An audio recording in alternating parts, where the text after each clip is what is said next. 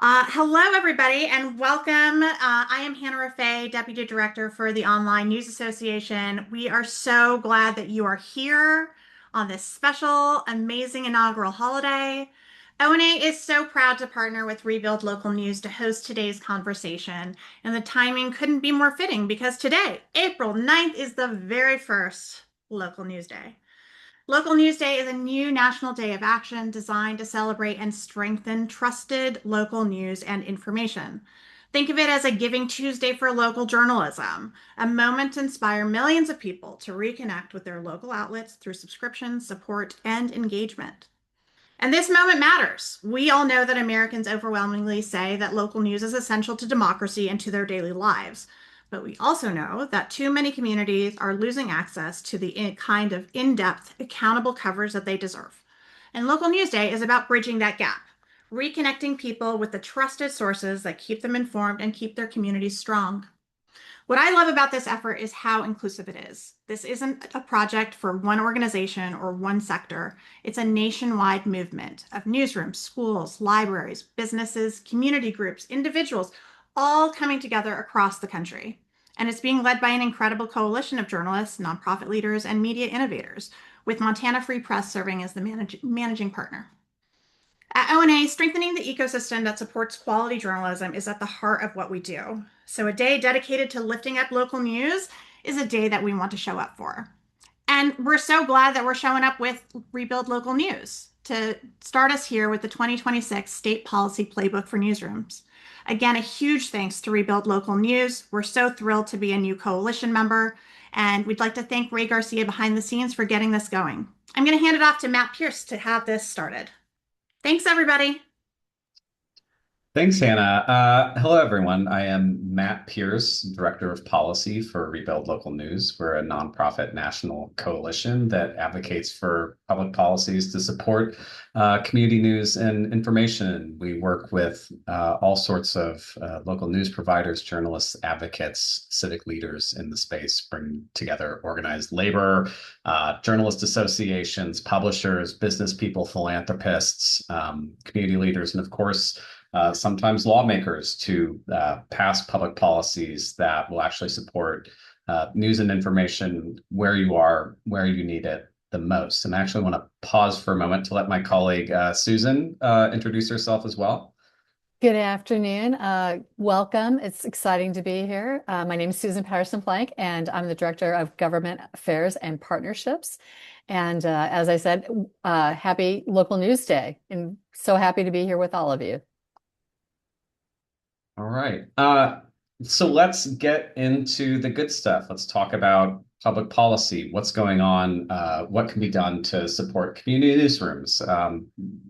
For the most part, over the past century of this industry, it used to be that local journalism used to be a tremendously profitable industry. But over the past 2 decades and longer, as the local business model has collapsed, we've lost 75% of the local journalists who used to provide essential information to our communities. And so there have been many policies up for consideration lately to try to address these issues. These policies also build on existing efforts. Unfortunately, the Corporation for Public Broadcasting, which was defunded federally last year, there is still some state support for public broadcasters. There are other models like the New Jersey Civic Information Consortium that provide grants to local newsrooms. I am going to talk about here 4 new models that have started to emerge in the last few years in particular. And these are going to be the types of models that you probably may hear about if there's policy activity in your state or if there are lawmakers considering options for how to pursue ways to support your local newsrooms. This is often what it looks like. So the first one up at the top here is a local journalist employment subsidy. So most of the time, this appears in the form of a local journalist employment tax credit and a refundable tax credit, by which we mean the government would award tax credits based on the number of journalists that you employ, and it would either cancel out taxes you have due to your state government, or If your credit is in excess of the taxes that you would pay, it'd be refunded to you like a grant. So essentially, we're a big champion of this type of policy because it uses one of the most efficient ways to deliver public support to local businesses and organizations that already exist, which is the tax code. And so versions of this policy have been enacted in Illinois and New York, and this year, New Mexico, although it's one of the less populated states in the US, just passed a $5 million a year journalist employment tax credit that would run for 5 years. And adjusted for population, this would be the largest local news subsidy in the United States. And so this is something that is happening right now, and we've seen proponents in other states consider policies like it. I'm actually working on a bill in California, AB 2222, that proposes the same. So small business advertising tax credit. The idea behind this policy also uses the tax code, but it kind of bank shots the public support through the small businesses in your community. Think of the bike shop or the plumber on Main Street. They have to advertise for their business. They want the public to know about the work that they do. A lot of those businesses have increasingly been advertising with data mining platforms like Facebook, Instagram, Google, instead of with their local community businesses. And so the idea of this policy is that it would create an encouragement for those small businesses instead to direct more of those advertising dollars to the other small businesses in their community, the community news organizations that take advertising. And so we've had versions of these bills under debate in New Hampshire, Illinois, and Kansas this year. State Journalism Fellowship program. So these are programs that would place publicly funded early career journalists in local newsrooms across the state. These programs have been created recently in the state of California with the California Local News Fellowship, the Washington Murrow Local Journalists Program, and the fellowship program in the state of New Mexico. This has been one of the other very politically popular policies that has been enacted recently in several states. And then finally, government advertising set-asides. So that's a kind of jargony term, but basically government agencies, whether at the state level or at the city level or county level, get public dollars to advertise with the public for the services that they provide. They also need to reach the public. Many of those agencies, again, advertise with public dollars with big tech platforms or with national cable news instead of with local newsrooms. And so policies like these encourage those public agencies to spend their public dollars with the local news organizations in the communities that they are supposed to serve. And so versions of this policy have been enacted in New York City, California, San Francisco, Chicago. The program in New York City, the Ad Boost program, which has been championed by Center for Community Media's Ad Boost initiative, has delivered more than $70 million to New York City newsrooms since it's been created over the last 5 or 6 years. And so we're talking about real money. These are agencies with quite a bit to spend, and the upshot of them, these are buy local policies, is that these are dollars that have already been appropriated to agencies. You're not asking the government to spend more money supporting local newsrooms. You're just asking them to spend it a little bit more wisely. So let's go over some of the places where policy activity has been happening this year. I mentioned New Mexico with the very successful initiative, which also included support for public broadcasters, and a subsidy for print workers for newspapers. Utah, we worked on a very interesting policy in Utah, which emerged after the Charlie Kirk assassination.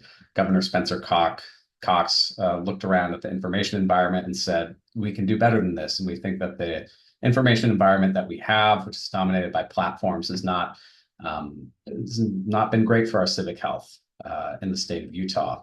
And so Republican lawmakers in the state of Utah created a targeted advertising tax that was aimed at mega firms and created a dedicated revenue stream, mostly for teen and kid mental health and wellness initiatives, but also for the first time in the United States, they created a dedicated revenue stream for civic information programs, which is the component of the policy that we worked on. The nature of what kind of civic information programs that might be funded through this initiative haven't been designed yet, but this is a groundbreaking policy in Utah that opens the door for different possibilities for how we structure our information environments and also how we support the way that we provide information to our communities. We can go to the next slide. California, it's one of the single most active states in the US in creating public policies to support local news. And it was one of the leaders of this current generation of efforts, starting a few years ago with the California Local Journalist Fellowship Program. I mentioned AB 2222, which we're working on with Assemblymember Chris Ward of San Diego right now.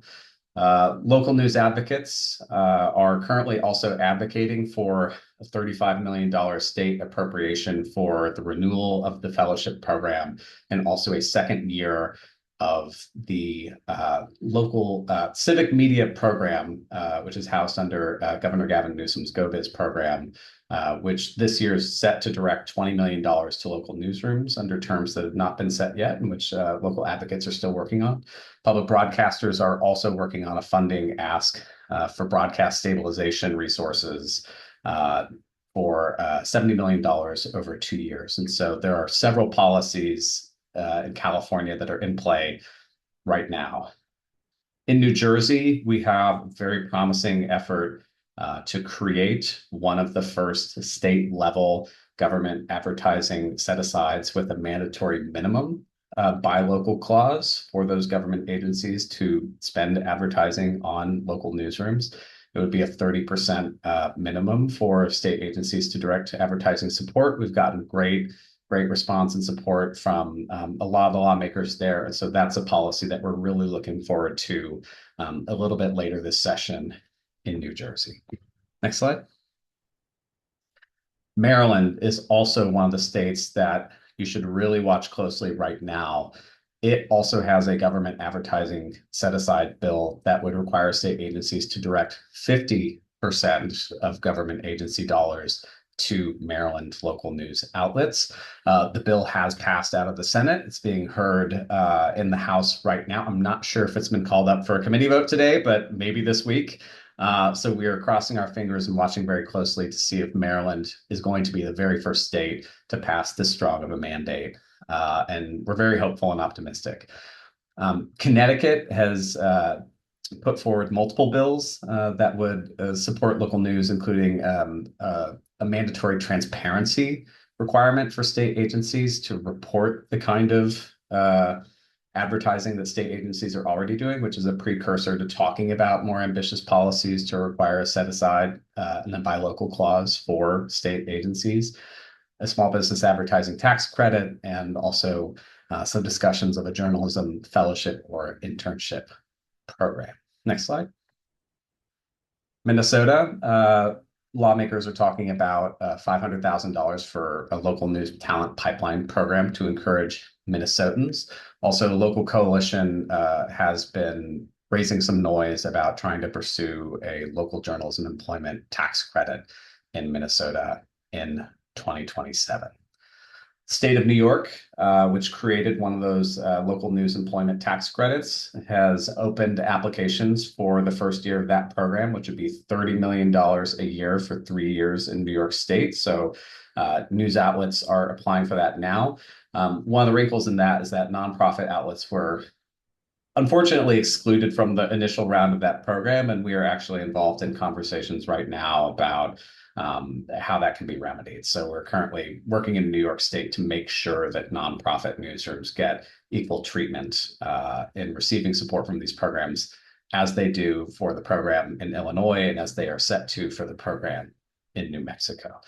I should mention, by the way, that tax credits, normally we think of it as something that just supports the commercial sector, but the nature of the tax credits that we work on, we design them so that they can be tapped by nonprofit newsrooms as well as they grow to become an important large segment of the sector that's creating local news jobs. Next slide. Wisconsin, lawmakers filed 3 bills to support a grant-making civic information consortium, newspaper subscription tax credit, and a journalism fellowship program. These were introduced right before the end of the session, so they did not pass, but it's great to see momentum again in Wisconsin, a very promising state, and Pennsylvania as well. 2 bills to create a grant-making civic information consortium, journalist fellowship program. They have passed out of their initial committees and are hoping to be called for a vote in the House floor. Our colleagues at Free Press are working on those bills. Next slide.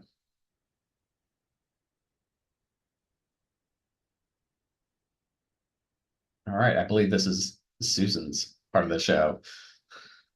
Good afternoon. I again appreciate all of you being here. I'm going to dive into the advocacy guidance portion of this afternoon.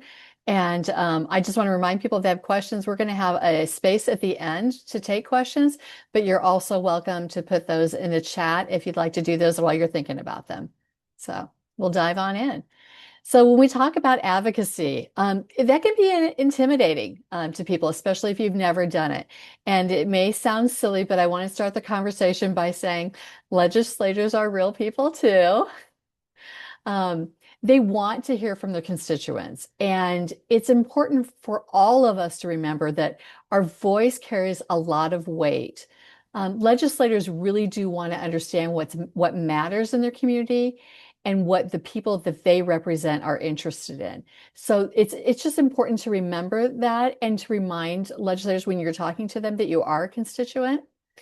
And it's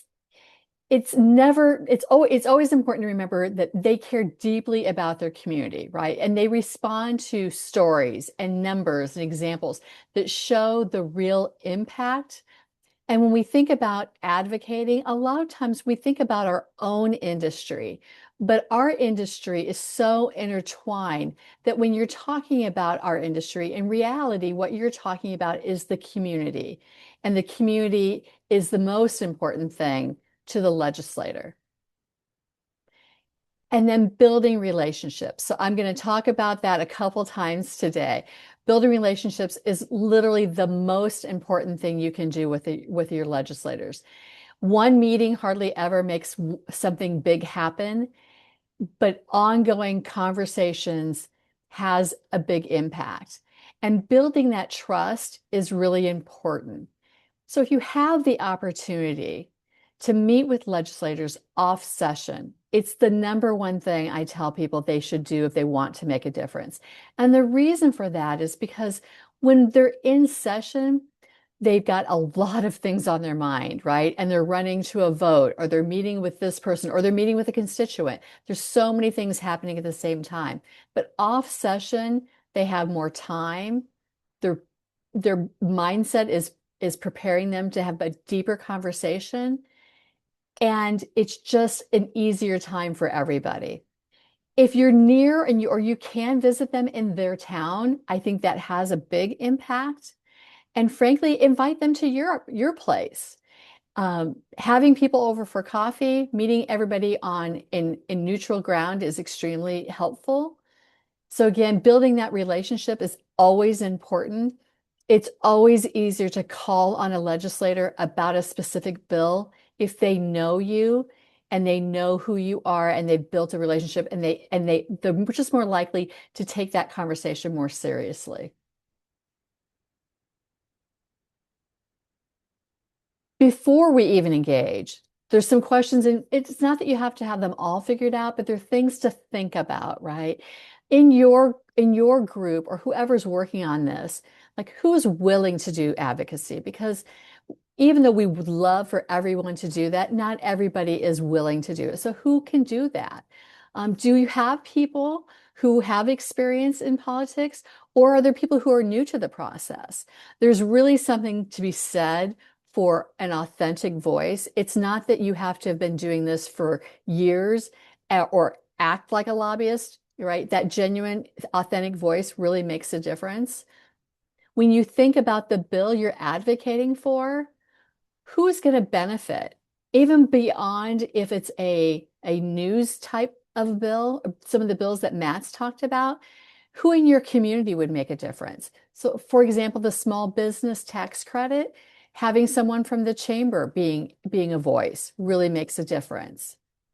And getting ahead of compromising, if you know you're probably going to have some opportunities or you're going to have to do some compromising, thinking about that ahead of time can be helpful to see who actually is the best equipped to do that or has the best relationship.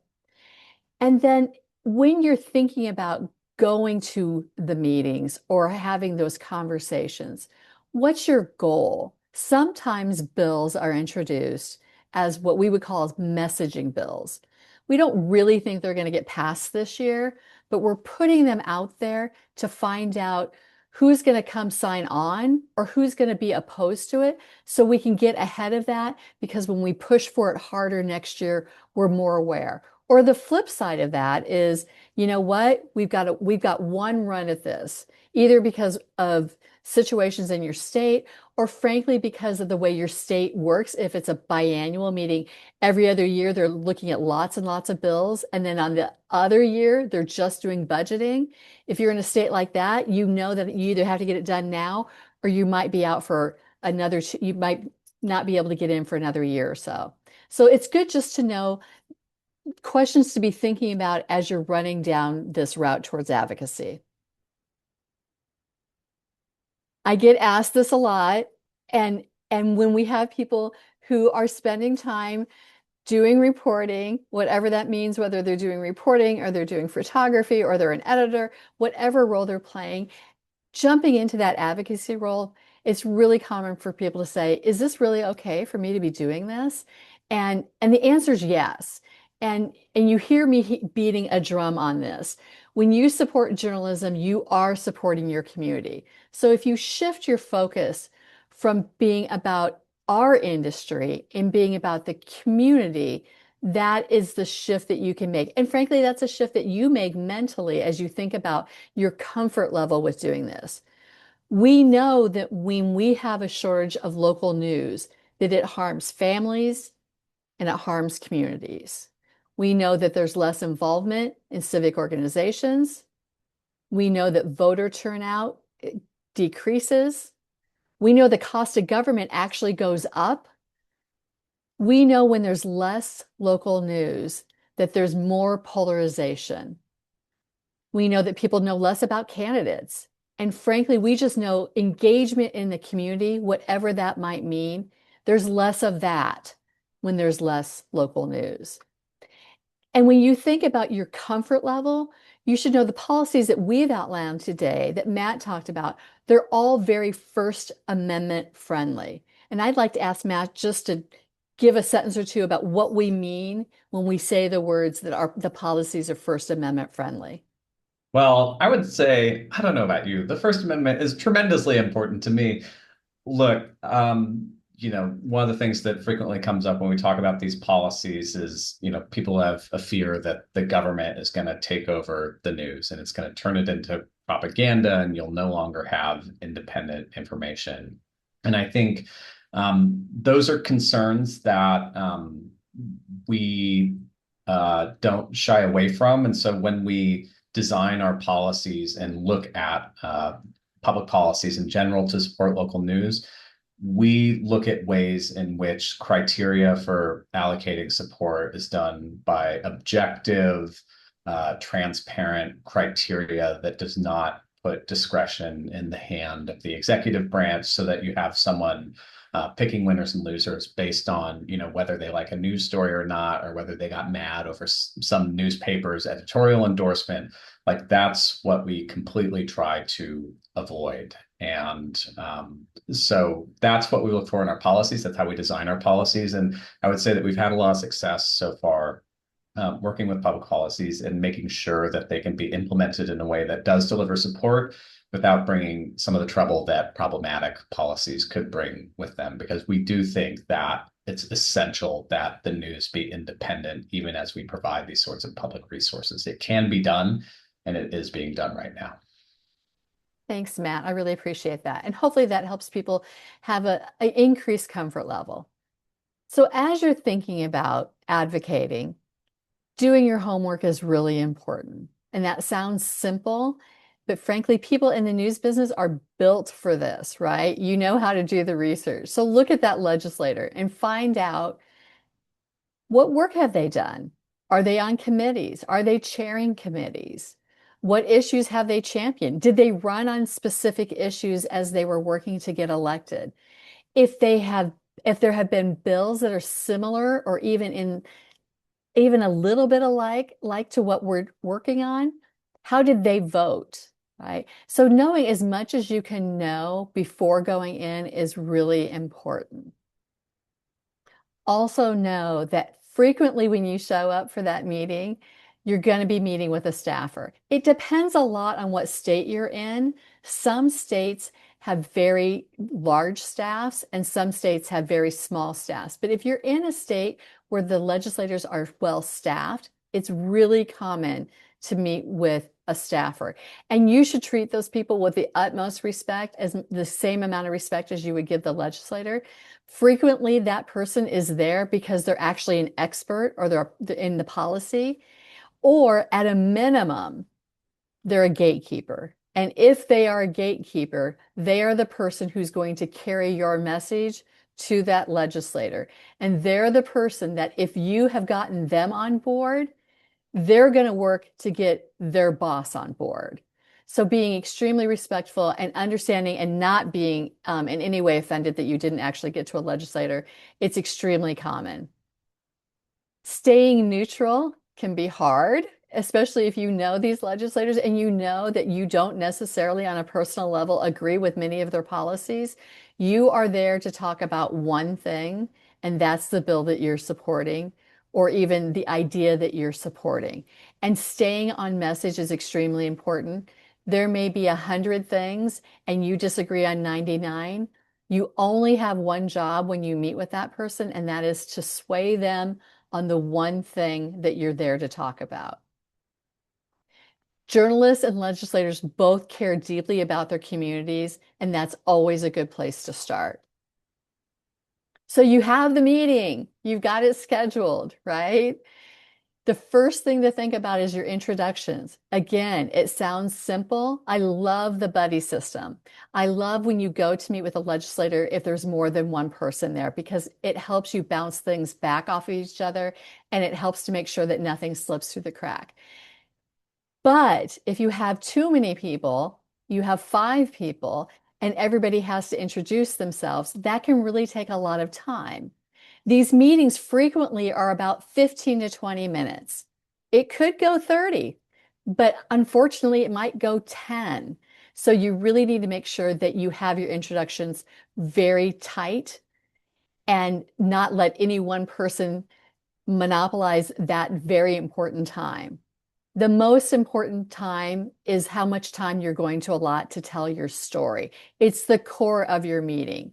Being able to explain the bill really thoroughly and its impact on the newsroom and or the community is extremely important. And providing data, and I'm going to talk a little bit more about that next, but providing data when you have it is really helpful. The closer to home your data is, the more impactful it is. If there's only national data, you should use it. If there's only state data, you should use it. But whatever you can do to make it meaningful to your legislator is really helpful. You really want to focus in on that story.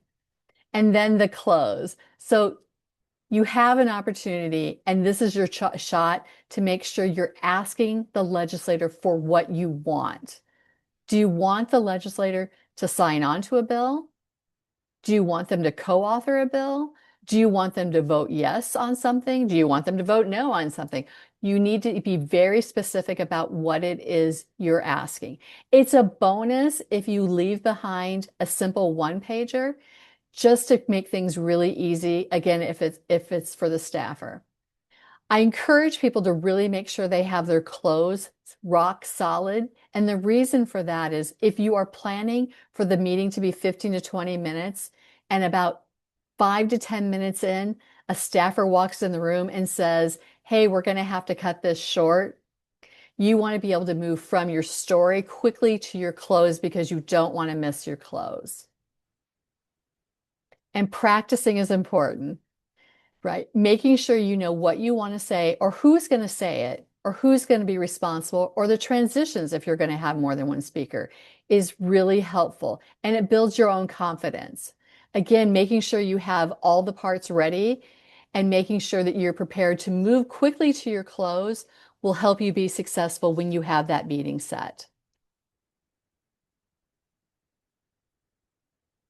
Making the case. So it's important when you can to use data.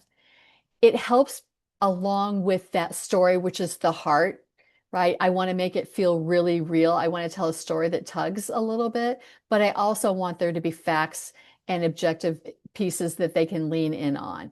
And one of the resources you have available to you is the Local Journalism Index. And that's something that Rebuild Local News, along with our partners at Muckrack, put together to help put a number to what has happened to journalists at a county by county level. And as Matt mentioned earlier, when we go back to 2002, in those last 2 decades, we're down about 75%. But you can also go and look at that at a state by state level and see how does your state look compared to the rest of the country. And hopefully, frankly, hopefully you're doing better than the rest of the country. But even if you're doing better, we're all doing worse than we were 2 decades ago. So that's a resource. I've also listed a handful of other resources. And so it's good to start looking for those things ahead of time so you can help use that data to help tell your story.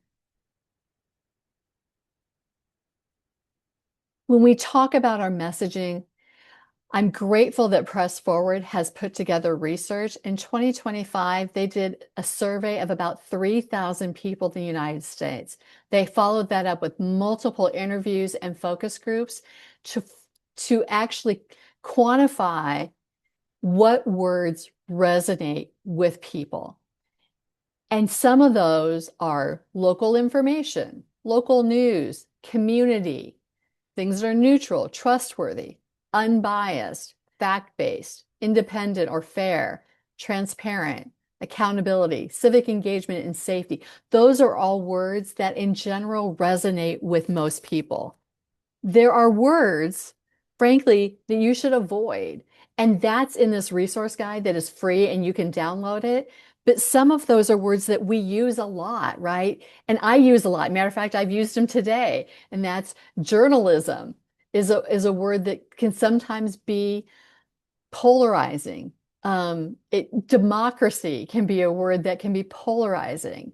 And so knowing that is important when you're going in to talk so that you can use the words that we know based on research, help people listen to you, right? So those are some words and some things to think about. Also with that, there are phrases that are great, right? Local news is a public good. And that resonates in part because it uses the word local and public and good, and it's what legislators do too, right? They work for the public good. It's the thing that brings us together.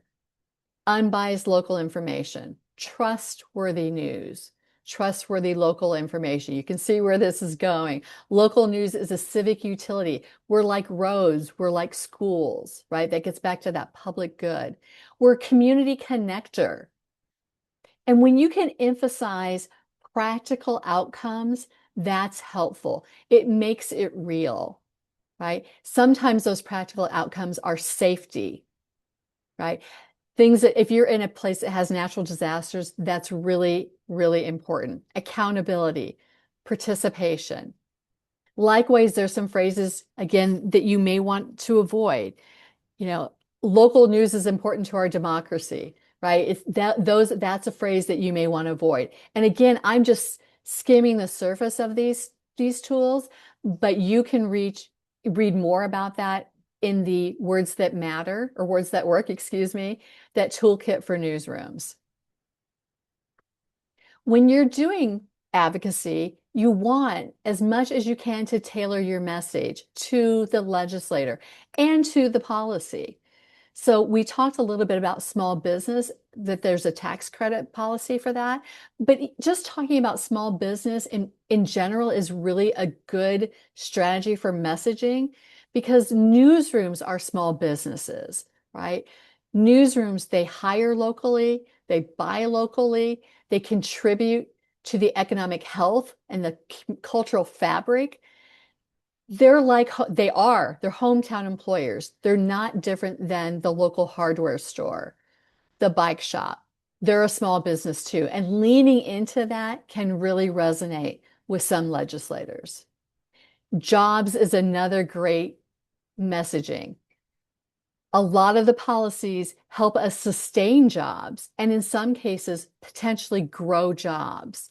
And being able to say this is a policy that helps sustain or grow jobs is a message that resonates again with a lot of legislators.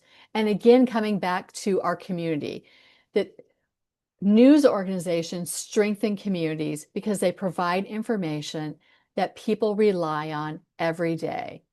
School board decisions, public safety, zoning laws, events, emphasizing things that are really practical, that people live and do on a day-to-day basis is a great thing to be talking about. And democracy, I talked about democracy sometimes can be a polarizing word. And I certainly don't want to say that you shouldn't use the word democracy, but know your audience, right? Know your audience and know that when you say that, they're going to nod their head yes, right? That they're going to say, yes, local news helps my democracy, helps the democracy. Make sure that when you're using it in a way that elevates your message and doesn't distract from it. There's lots of ways to advocate. And I've talked a lot today about when you're going to meet with legislators. But there are, again, other ways. You can write columns. You can have a guest column, which brings in somebody else out from the outside as an expert, right? Having events. There are a handful of places across the country right now that are doing summits. You can host panels. You can do lots of things to shine a light on the current situation of local news. Creating space, whatever that means in your community, to have the conversation. If there are bills, making sure that we're covering those bills in a very clear and factual way, but so that they have an opportunity to be read about. And again, I'm back to those relationships, right? Building relationships with legislators before you need them is the best strategy. A coffee and check-ins helps establish that trust when the bill you want to advocate for has a number and you're trying to make sure that you're getting movement on it. Doing that, helping build that relationship today helps you in the long run every day. And lastly, advocacy is persistence, right? Every step moves it forward. But passing a bill can feel like pushing a boulder uphill. And I always say progress only happens because someone starts the push. We can't get that boulder up the hill unless we get started. And so that's whatever getting started means for you, that's the thing you need to start working on. And if for some reason you don't feel like you can or should advocate directly, you can still educate. Helping your legislator understand the problem is one of the most important things that you can do. And it's a contribution you can make, and you should feel good and comfortable to do that. We so appreciate your time today. And I know we've got some time. We want to open up the floor. We're happy to answer questions about policy. We're happy to answer questions about things that are going on in specific states. We're happy to talk about messaging or any kind of questions you've got. And I'm gonna throw it over to some of our moderators to help us with that.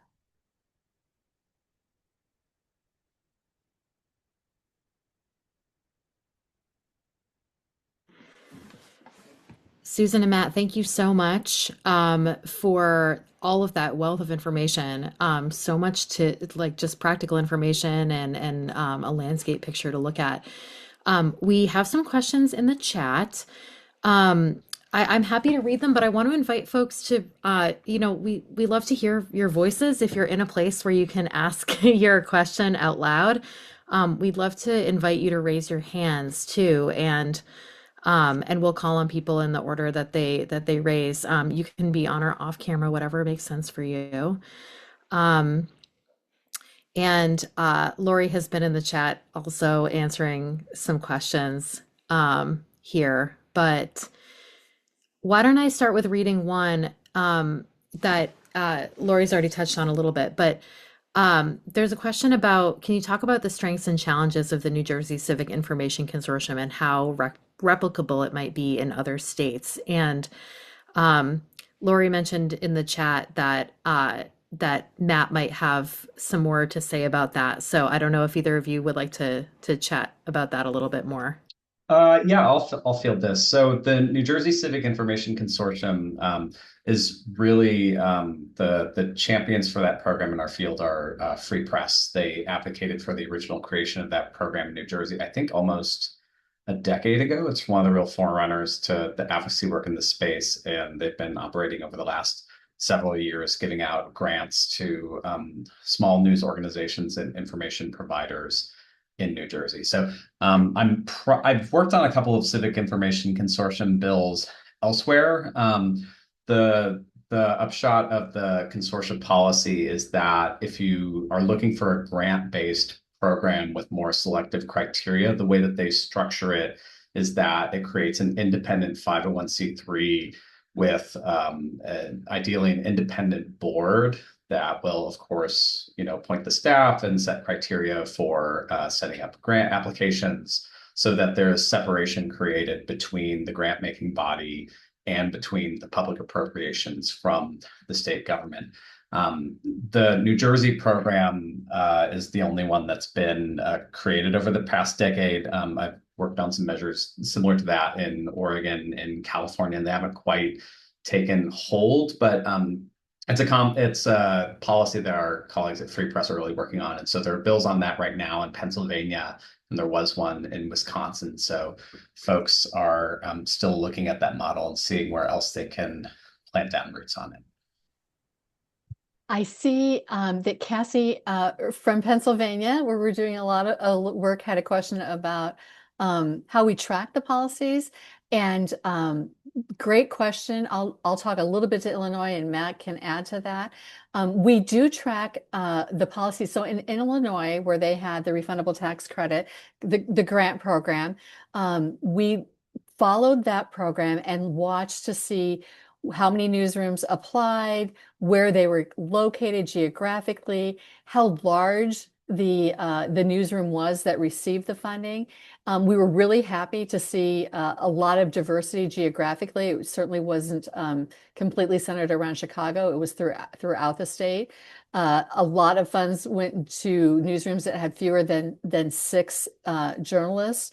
And so we do track that. Illinois right now is a little bit ahead of the other states, and so they're the first one we have really tracked that as closely. But it is something that we will be doing with other states because we do want to take an opportunity to learn after we see implementation to see, did it work? And to make sure that if there are new policy, if there are tweaks that should be made, that we're learning and continuing that process of improving policy.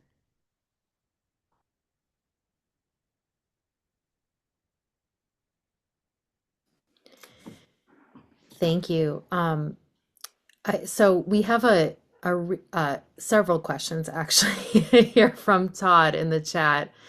Todd, if you want to come off mute and read it out loud, you're welcome to. Otherwise, I can.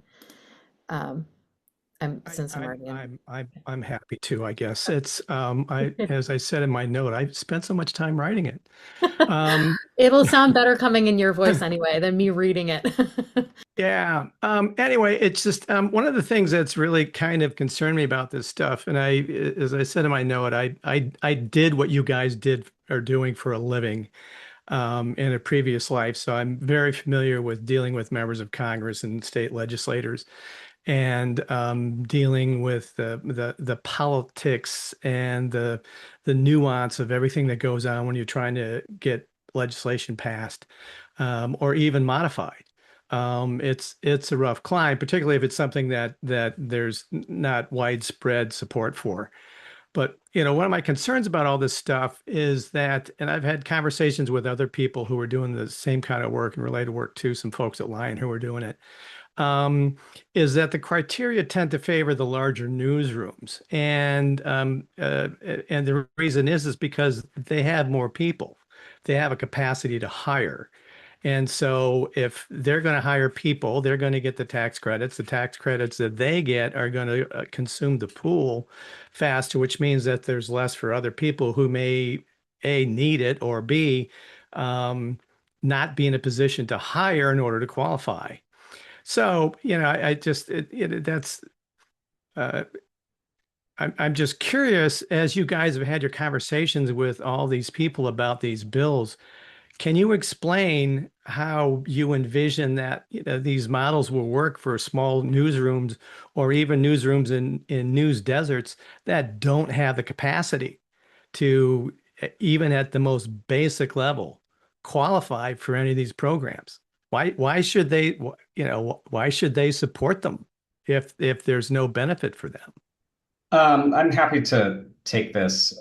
So there are kind of variety of components and policy design components to try to address this sort of issue. I actually like spend a significant amount of my time addressing this particular question. And so like from the basic statistical measurement, like Illinois was the first one of these journalist employment tax credit programs to come through the door.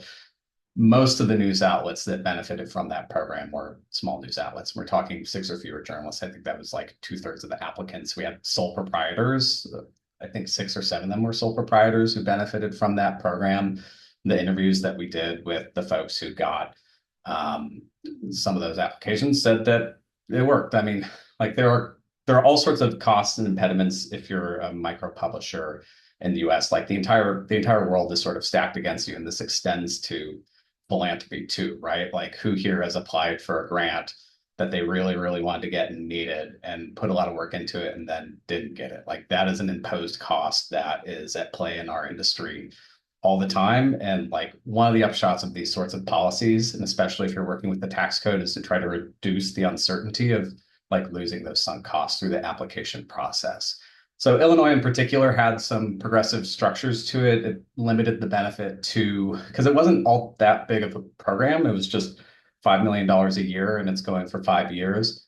And it limited the benefit, I believe, to 150K per newsroom and then 250K per chain.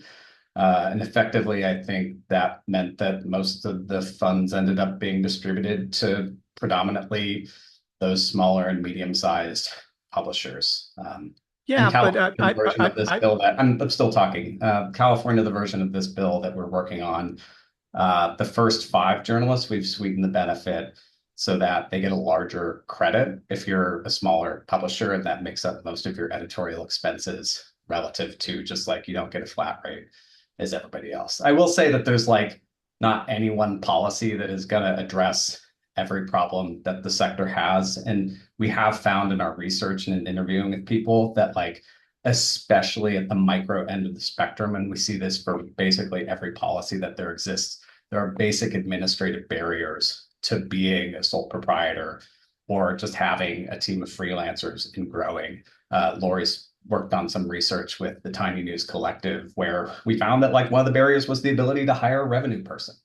And like there's a lot of discussion in the field, and especially with the philanthropic side of the sector, that's supporting a lot of these folks about how you can build shared resources and try to create more efficiencies that can allow those folks to grow. Because it is like, this is the thing that's a problem, not just for the public policies that we work on of all kinds, but for the philanthropy side of the space as well. Okay, well, I actually crunched the numbers myself, and you're right when you say that small newsrooms got RFA grants, but a lot of them were in urban areas, and so that's kind of where my point is. I mean, if I've looked at how many grants here, um,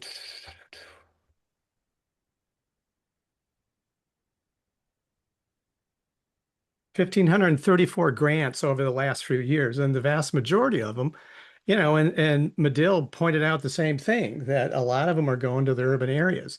So I understand that it's just, but it's still the people who really need it aren't going to qualify based on the requirements that at least the ones that I've seen um, have published. So that's really the heart of my question. It's not so much that they're small, but There's it's the where 98 are or they? 99% for the philanthropic support, like large philanthropic grants are very urban concentrated. And in the Illinois program, I believe half of the funds went outside of the Chicago metro area. Like that is, as far as I know, one of the most geographically redistributionary policies that has been implemented.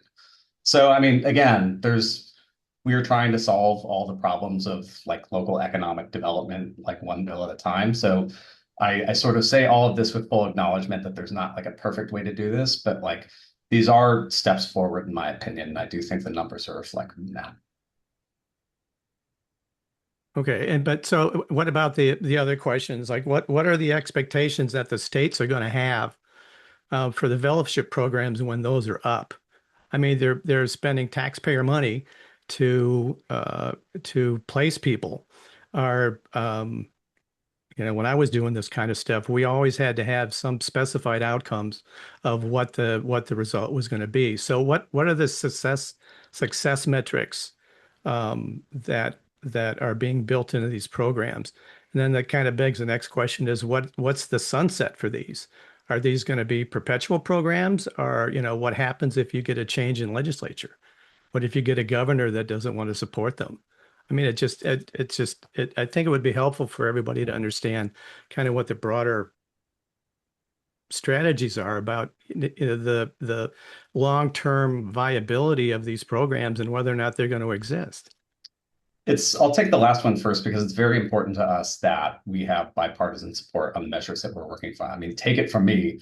I came into this space out of the labor movement, which is a social force that is very strongly identified with one political party. And let me tell you that that has been devastating for the labor movement in terms of the application of the law in the United States. I mean, we've got multiple Republican sponsors on bills that we've been working on this year. We actively court to make sure that like what we're doing is not just concentrated inside one party, because you're completely right that this is a essentially two-party country. A change in control, if you have a public policy that is only associated with one party, could be devastating. And I think, the story of what we saw happen with the Corporation for Public Broadcasting at the federal level is one of the examples of that. And that was a real tragedy. So a lot of the work that we have to do just on the political side, on the education side, the importance of calls like this and conversations like this is that we make sure that we're trying to reach across the political spectrum, different voices, so that the stuff is durable. And I'll try to speak to the other thing because I know we're also close to the end and I don't know if anybody else has questions, but so for the tax credit bills, those run for multiple years, which makes them kind of unusual in the journalism public policy space because usually these programs right now are funded through one-year appropriations. The California Local News Fellowship, it's kind of had some recurring budget things. New Jersey Civic Information Consortium, I think they're kind of fighting right now. Last year, the governor tried to defund them and they held that off. And I think I read in a news story today that that's happened again. So like the folks that have managed to like get a program in their state that you really love, you really have to start playing defense to make sure it sticks around, especially if it's an annual appropriation. The tax credits, there's a bit of a longer runway so that you can see if there's an actual impact from that program and if adjustments need to be made. Because I would fully expect that over the course of 3 to 5 years, there's going to be empirical measurements to see what was the effect of providing employment tax credit for the local news sector. Where did growth happen? Where did growth not happen? That's something that allows for lawmakers to have a little bit more objective analysis about like whether there need to be alterations made for the long run. And ultimately, some of this defense depends on having a broad enough political coalition that you can defend it if the dark hour comes. One of the last pieces that I was going to mention, I think I actually just blanked out on. Sorry. So Well, I should just I leave was it going there. to add to that. I think what your points are outrageously valid, and unfortunately, it's not just the work that we do. It's the work, as you know, that anybody does in legislatively. These are always the challenges. I also am super sensitive. We don't have a lot of time, but I do want to point out that Matt and my email are on the screen. You are welcome to reach out to us to continue the conversation. But if there is another question we can squeeze in, we would love to do that. Thanks, everybody. So I don't see any more questions in the chat, but I do have one just maybe to kind of wrap us up and think about you know, something that people can start doing now. Say you're a newsroom leader with limited capacity. What's a good first step? What's a good first place to start when engaging with local news policy if you want to kind of take this forward and you're just, trying to do your job and do, yeah. I love that question, and this may not be quite what you're looking for. And I know I beat the dead horse, but I'm going to beat it one more time. And that is know who your legislators are. And that may sound like a really small thing, but know who your legislators are and who is representing you and meet them, get to know them. And then in being involved in organizations like this organization, ONA, it is a great place to start too. And finding those organizations in your own state that can help you follow and track policy is again a great first step and not a very heavy lift, because I do hear what you're saying is people have more than full-time jobs. How do I fit one more thing in? And that's an easy way to fit a little thing in that helps you out. Great, thanks. Matt, anything to add to that before we wrap up? I'm just really excited to see this many people care about these issues because it's good Yeah. for us. We really appreciate your work here at ONA and your partnership. And we were talking before the call began that just like all of our social media feeds are just flooded with conversation about local news day today and supporting local news. It's so important for all of us and for our communities. And we just love this conversation. So thank you all so much for being here and for engaging. And we are going to send out the recording and we're going to send out the slides. And we've also been working on a little, we'll have a little recap. And we'll be sharing that soon. So please stay tuned and thanks again. We'll hope to see you again soon. Susan, Matt, thank you so much. Ray, thank you so much Thank for running. you. Thank you, ONA. Yay. And thank you everybody for your questions. We love them. Awesome. All right. Have a good rest of your day, everybody. See you.